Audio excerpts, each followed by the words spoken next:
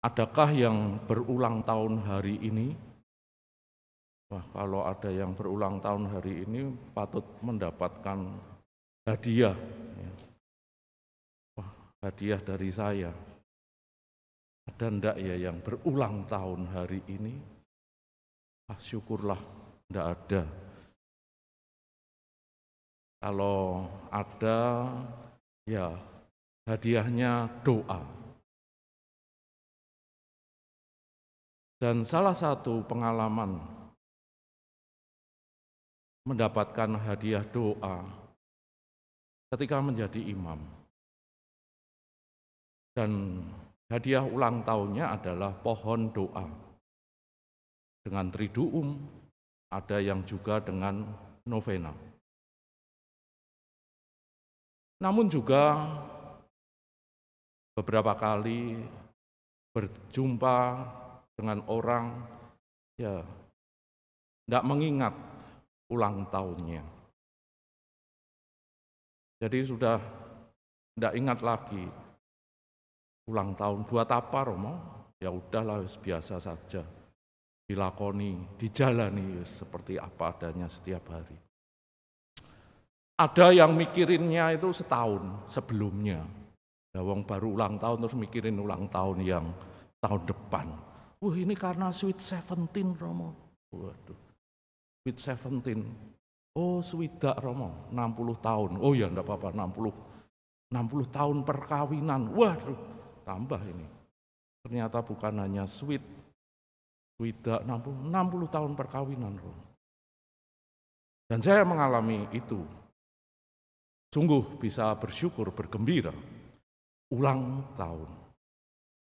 Hari ini begitu banyak peringatan-peringatan sebenarnya.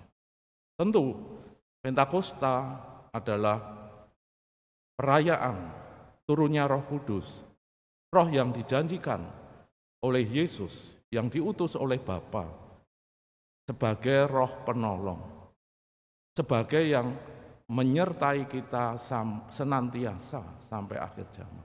Namun juga di dalam kisah para rasul, itulah yang kemudian disebut hari ulang tahun gereja, kelahiran gereja, kelahiran Katolik artinya terbuka universal.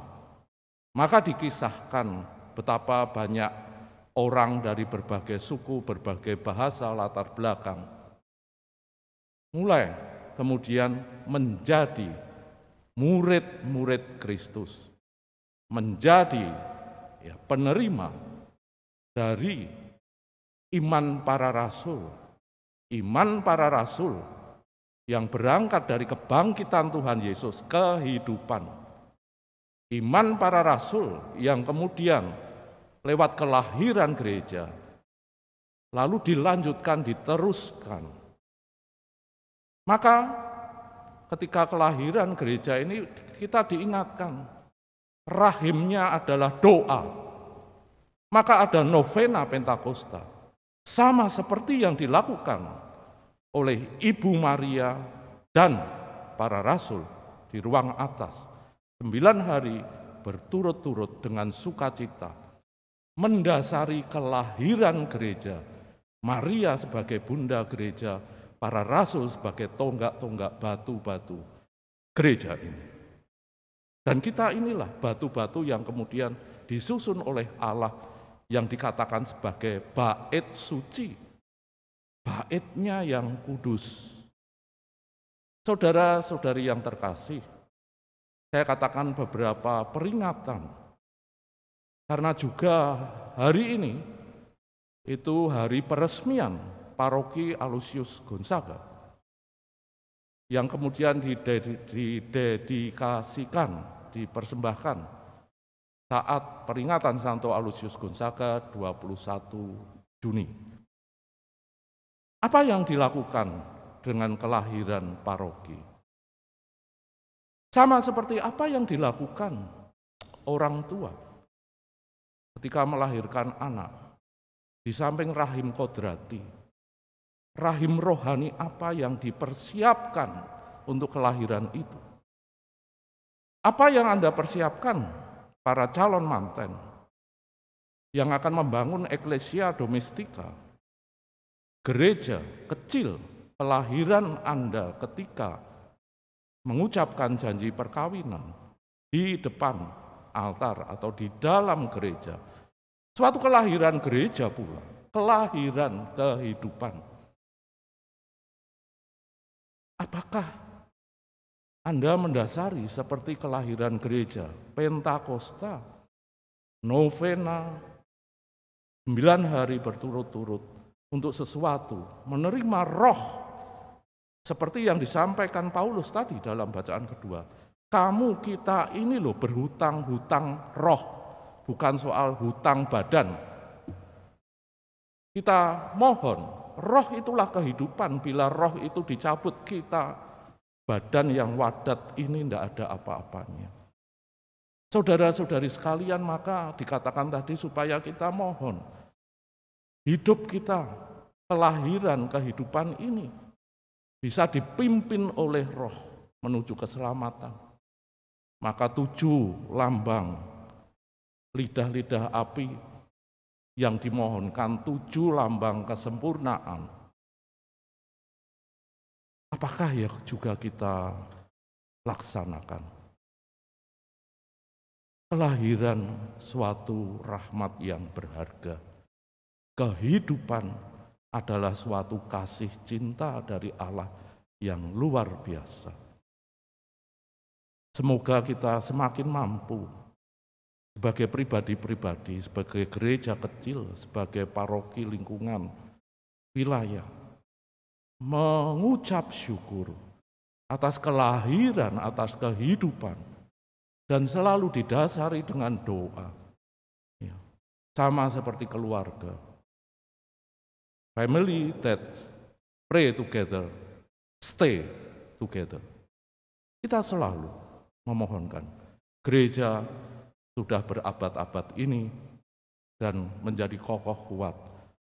Lahirnya dari rahim doa yang didaraskan dengan sukacita Bunda Maria bersama para rasul. Bagaimana kita meneladani itu? Lupakah kita badan dan jiwa atau badan dan roh diri kita membutuhkan asupan, membutuhkan minuman yang dapat menyegarkan dan menghidupkan kita. Semoga kita semakin mensyukuri dengan mau membuka diri untuk Roh Kudus yang selalu hadir, yang selalu datang. Tidak kita tolak, karena melalui doa, hubungan komunikasi, dialog yang hangat intim, kita seperti Tuhan Yesus yang berdoa untuk para muridnya. Mari kita juga berdoa seperti Bunda Maria dan para rasul yang ketika kenaikan Yesus, mereka menerima dengan sukacita yang sebelumnya lemah, lesu, tak berdaya, khawatir, takut, karena mengingat akan cinta Tuhan yang luar biasa. Tidak akan Tuhan Yesus mengingkari janjinya. Maka ketika kemudian Yesus menyampaikan, Roh Kudus, Roh Penolong akan menyertai kamu. Meskipun dalam tanda kutip ditinggal oleh Yesus, mereka tetap hidup. Sama seperti kita di dalam kehidupan, suatu saat kita akan dipanggil sebagai orang tua, entah sebagai anak, atau siapapun di dalam peziarahan sejarah ini. Semoga kita semakin menjadi murid-murid, ya, dikatakan persekutuan murid-murid Kristus yang semakin dewasa, guyup, penuh pelayanan, karena kita mau dibimbing oleh Roh Allah. Amin.